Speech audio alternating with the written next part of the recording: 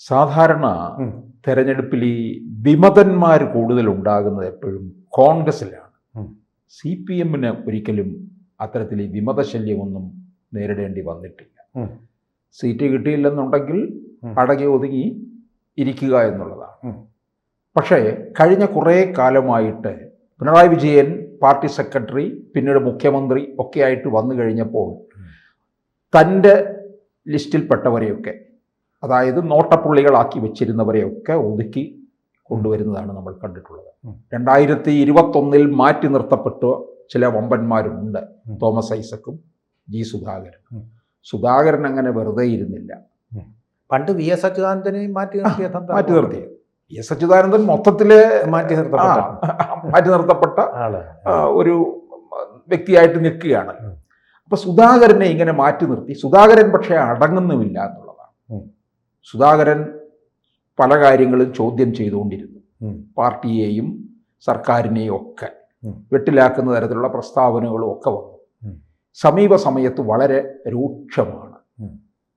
അത് മിക്കവാറും ഈ പാർട്ടിയിൽ നിന്ന് അകന്ന് ഒരു സ്വതന്ത്രനായിട്ട് തന്നെ സുധാകരൻ രംഗത്ത് വരാനുള്ള സാധ്യതയാണ് കാണുന്നത്. ഇടയ്ക്ക് നമ്മൾ പലരും പറഞ്ഞു BJP-യിലേക്ക് പോകുന്നു, കോൺഗ്രസിലേക്ക് പോകുന്നു എന്ന്.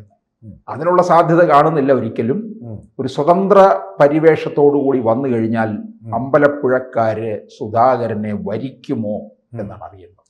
പിന്തുണയുണ്ടെങ്കിൽ പറഞ്ഞ പോലെ കോൺഗ്രസും BJP-യും പിന്തുണച്ചാൽ അദ്ദേഹം അവിടെ നിന്ന് ഈസി ആയിട്ട് ജയിക്കാൻ പറ്റും, ഒരു സംശയമില്ല. അത് രണ്ടുപേരുടെയും കൂടെ പിന്തുണ ഒന്നിച്ചു വരും. കോൺഗ്രസിൻ്റെയും പരോക്ഷമാണല്ലോ പിന്തുണ, നേരിട്ടല്ല, അവരുടെ സ്ഥാനാർത്ഥിയായിട്ടല്ലല്ലോ മത്സരിക്കുന്നത്. അങ്ങനെ പിന്തുണ കൊടുക്കുക. കാരണം CPM-ന്റെ ഒരു ബലിയാണ്. CPM-ന് വേണ്ടി അഴിമതിയില്ലാതെ ദേവസ്വം ബോർഡും അതുപോലെ തന്നെ മരാമത്ത് വകുപ്പും ഭരിച്ച പ്രധാനപ്പെട്ട സ്വന്തം അനിയൻ്റെ ജീവൻ ബലികൊടുക്കേണ്ടി വന്ന ഒരു കുടുംബത്തിൻ്റെ ആള് എന്നുള്ള നിലയിൽ മനുഷ്യസ്നേഹിയായിട്ടുള്ള അഴിമതിയുടെ പുരളാത്ത ഒരു വ്യക്തി എന്നുള്ള നിലയിൽ വളരെ പ്രശസ്തനും അതുപോലെ തന്നെ ജനകീയനുമുണ്ട്. കഴിഞ്ഞ ദിവസം തന്നെ നോക്കൂ, മുഹമ്മദ് റിയാസ് ഒരു ചടങ്ങിൽ പങ്കെടുത്ത നാട്ടുകാർ മുഴുവൻ വിളിച്ച് കൂവുമായിരുന്നു. ഈ സുധാകരൻ കേരളത്തിൽ എവിടെ പോയി ഒരു CPM-കാരന് കൂവാൻ ധൈര്യമുണ്ടോ?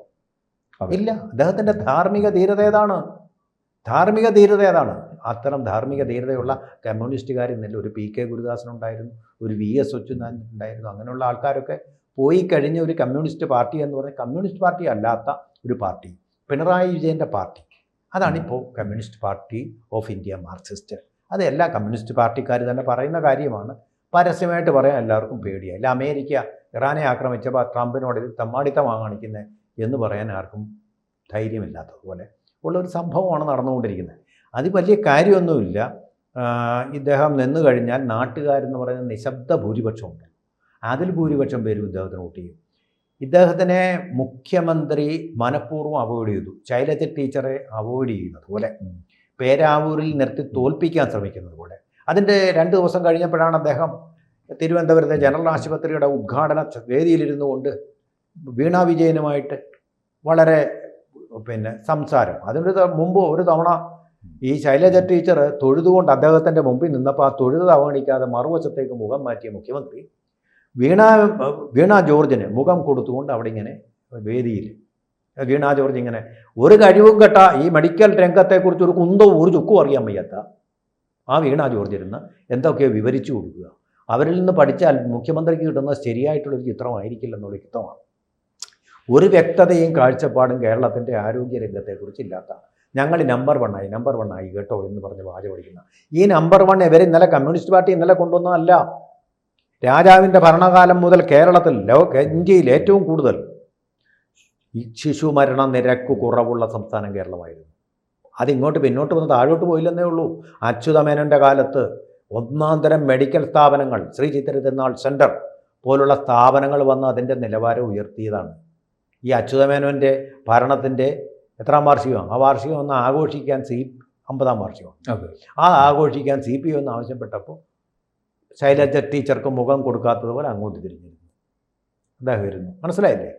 അപ്പോൾ ഇങ്ങനെയുള്ള ഒരു മുഖ്യമന്ത്രിയാണ് കേരളം ഭരിക്കുന്നത്. കമ്മ്യൂണിസ്റ്റുകാരൻ്റെ സംസ്കാരമല്ലാതെ നല്ലതിനെ മാത്രം പ്രോത്സാഹിക്കുകയും വ്യക്തിപരമായ താല്പര്യങ്ങൾ ഇല്ലാതാവുകയും ഇരിക്കുകയും തന്നോട് ആരോടും പകയില്ലാതിരിക്കുകയും ചെയ്യുന്ന ആളാണ്. ഇദ്ദേഹത്തിനും ജി സുധാകരനോട് പകയുണ്ടെന്നതിൻ്റെ ഉദാഹരണമാണ് കേരളത്തിലെ ഏറ്റവും വലിയ പാലമായിട്ടുള്ള ആലപ്പുഴ ജില്ലയിൽ തന്നെയുള്ള പെരുമ്പളം പാലത്തിൻ്റെ ഉദ്ഘാടന ചടങ്ങ് എല്ലാവരെയും വിളിച്ച് നടത്തിയിട്ടും അവിടെ ജി സുധാകരനെ വിളിച്ചു, അദ്ദേഹം വന്നില്ല. എന്താ വരാത്തതെന്നൊന്ന് ഫോണിൽ പോലും വിളിച്ചു ചോദിക്കാൻ പഠിച്ചു. പിന്നെ ഈ ഉദ്ഘാടന ചടങ്ങും സുധാകരൻ്റെ വീടുമായിട്ടൊരു വെളിപ്പാടകലെ മാത്രം. അതുപോലെ തന്നെയാണ് വലിയഴീക്കൽ പാലം, അതിൻ്റെ ഉദ്ഘാടനം നടന്നു. അതും ഈ ആലപ്പുഴ ആ ജില്ലയിൽപ്പെട്ടതാണ്. അതിൻ്റെ സംഭവത്തിന് സുധാകരൻ എന്താ സുധാകരൻ പോകുന്ന വഴിക്ക് തൻ്റെ വീട്ടിൽ ഒന്ന് കയറുമെന്ന് വാസ്തവത്തിൽ ജി സുധാകരൻ പ്രതീക്ഷിച്ചു. അത് ചെയ്യില്ല, അയാളെ പാടെ ഓടിച്ചു. ഞാനാണ് കമ്മ്യൂണിസ്റ്റ് പാർട്ടി എന്നുള്ള വിചാരമാണ് പഴയ കമ്മ്യൂണിസ്റ്റുകാരൻ എന്നുള്ള നിലയിലെങ്കിലും കാണാമായിരുന്നു. പഴയ ഒരുപക്ഷെ കേരളത്തിൻ്റെ മുഖ്യമന്ത്രിയാവാൻ യോഗ്യതയുള്ള ആളിനെ തരം താഴ്ത്തി ബ്രാഞ്ച് ഓഫീസിലേക്കാക്കി വെച്ചിരിക്കുകയാണ് അവിടുത്തെ ഇപ്പോൾ ജില്ലാ സെക്രട്ടറി ആയിട്ടുള്ള ആർ നാസർ എന്ന് പറയുന്ന ആൾ. റാഡിക്കൽ ഇസ്ലാമിസ്റ്റ് ആണെന്ന് സുധാകരൻ കള്ളമൊന്നും അധികം പറയാറില്ല, പറഞ്ഞ ആളാണ് അദ്ദേഹം. കവിതയിൽ പോലും അദ്ദേഹം കള്ളം പറയാറില്ല. ബംഗാളിലെ അല്ലേ ഭട്ടാചാര്യയെ അല്ലേ അദ്ദേഹത്തിൻ്റെ മുഖ്യമന്ത്രിയായിരുന്ന ബുദ്ധദേവ ഭട്ടാചാര്യയെ അതികഠിനമായിട്ട് വിമർശിച്ചുകൊണ്ടാണ് അദ്ദേഹം ഒരു കവിത എഴുതിയിരിക്കുന്നത്. അതികഠിനമായിട്ട് വിമർശിച്ചു, കമ്മ്യൂണിസ്റ്റുകാരനായിരുന്നപ്പോൾ സത്യസന്ധമായിട്ട് അദ്ദേഹത്തിൻ്റെ ബോധ്യങ്ങളുടെ അടിസ്ഥാനത്തിൽ കവിത എഴുതുന്ന വ്യക്തിയാണ് അദ്ദേഹം. അദ്ദേഹത്തിനെ പ്രായത്തിൻ്റെ പേരിലെങ്കിലും ഒന്ന് കാണാനുള്ള ഒരു മനസ്സ് കാണിച്ചില്ല അദ്ദേഹം പിണറായി. അതേസമയം VS ആണെങ്കിൽ പോയേനെയും കണ്ടേനെയും. അതാണ് മനുഷ്യത്വത്തിൻ്റെ പാർട്ടിയാണ്, സ്നേഹത്തിൻ്റെ പാർട്ടിയാണ് കമ്മ്യൂണിസ്റ്റ് പാർട്ടി എന്നൊക്കെ പറയുന്ന വൈത്താരി പറഞ്ഞാൽ പോരാ, അത് നിങ്ങളുടെ പ്രവർത്തനങ്ങളിൽ കാണിക്കണം.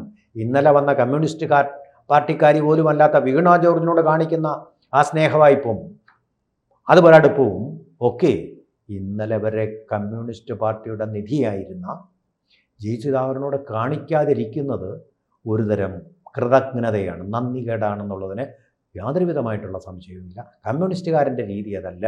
അതുപോലെ ആർ നാസർ, ബാക്കി എല്ലാവരും CS സുജാത കേന്ദ്ര കമ്മിറ്റിയിൽ നിന്നും ഒക്കെ വന്ന് ഇത് പാർട്ടി അംഗത്വം പുതുക്കണമെന്ന് ആവശ്യപ്പെട്ടു. നാസർ ആവശ്യപ്പെട്ടില്ല. എന്നിട്ട് നാസർ ഇന്നലെ വിളിച്ച് പറയുകയാണ് ഇനിയും അദ്ദേഹമായിട്ട് ചർച്ചയൊന്നുമില്ല. ട്രംപ് ഇറാൻ്റെ കാര്യത്തിൽ പറയുന്ന പോലെ സഖാവ് നിങ്ങളുടെ പാർട്ടിയുടെ ഭാഗമായിരുന്ന സഖാവ് തന്നെ അല്ലേ ഇദ്ദേഹം? കമ്മ്യൂണിസ്റ്റുകാരുടെ ശിക്ഷ എന്ന് പറയുന്നത് പഠിപ്പിക്കലാണെന്ന് തിരുത്തലാണെന്നും പറയുന്ന നിങ്ങളാണ് പറയുന്നത്. ഇനി ചർച്ചയില്ല എന്ന് പറഞ്ഞു നിർത്തുന്നത് നിങ്ങൾക്ക് ആർ നാസറെ ഞാൻ വെല്ലുവിളിക്കാൻ. നിങ്ങൾക്ക് എന്ത് പാരമ്പര്യമാണ് കമ്മ്യൂണിസ്റ്റ് പാർട്ടിയിലുള്ള? ഇന്നലത്തെ മഴയിൽ കുരുത്ത തകരയല്ലേ നിങ്ങൾ? തകരച്ചണ്ടയല്ലേ നിങ്ങൾ? അല്ലേ കമ്മ്യൂണിസ്റ്റുകാരൻ്റെ ബോധ നിലവാരം എന്ന് പറയുന്നത് ഇതാണോ? നിങ്ങൾ ആ ചർച്ച അവിടെ നിർത്തൂ. കമ്മ്യൂണിസ്റ്റുകാരനെ സംബന്ധിച്ചിടത്തോളം ചർച്ചകളും സമരങ്ങളും ഒരു കാലത്തും അവസാനിക്കുന്നില്ല. സമരങ്ങൾക്കിടവേളകളില്ലെന്നാണ് അച്യുതാനന്ദൻ എഴുതിയ പുസ്തകത്തിൻ്റെ ശീർഷകം തന്നെ. നിങ്ങൾ അതെടുത്ത് വായിച്ചു നോക്കൂ. അത്രയെങ്കിലും ഒരു കമ്മ്യൂണിസ്റ്റ് ജീനിയസ് ആവൂ നിങ്ങൾ എന്ന് മാത്രമേ പറയാനുള്ളൂ. അപ്പോൾ റാഡിക്കലിസം കൊണ്ടുവന്നിട്ട് കമ്മ്യൂണിസ്റ്റ് പാർട്ടിയെ രക്ഷിക്കാമെന്ന് വിചാരിച്ചാൽ അത് നടപ്പുള്ള കാര്യമല്ല. ഇവിടുത്തെ ജനഭൂരിപക്ഷം എന്ന് പറയുന്ന നിഷ്പക്ഷമായിരിക്കുന്ന ആൾക്കാരുടെ വോട്ടിലാണ് നിങ്ങൾ അധികാരത്തിലെത്തുന്നത്. അതങ്ങ് ഇല്ലാതാവും. കടുംവെട്ടി വെട്ടി കഴിഞ്ഞാൽ റബ്ബറിൽ പാലില്ലാതാവുന്നത് പോലെ, റബ്ബറും ഇല്ലാതാവുന്നത് പോലെ കമ്മ്യൂണിസ്റ്റ് പാർട്ടി ഇല്ലാതാവും. അതാദ്യം മനസ്സിലാക്കുക. കൂടുതൽ വാർത്തകളും വിശേഷങ്ങളും നിങ്ങളിലേക്ക് എത്താൻ ABC മലയാളം സബ്സ്ക്രൈബ് ചെയ്യുക, ബെൽ ബട്ടണും അമർത്തുക.